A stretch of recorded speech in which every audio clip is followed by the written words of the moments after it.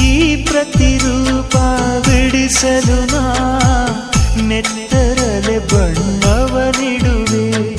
ಈ ಪ್ರತಿಬಿಂಬವ ಕೆತ್ತಲು ನಾ ಎದೆಯರೋ ಮದ ಉಳಿಡುವೆ.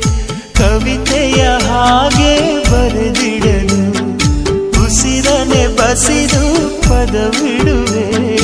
ಹೇಳೆ ತಂಗಾಳಿ ನೀ ಹೇಳೆ ತಂಗಾಳಿ.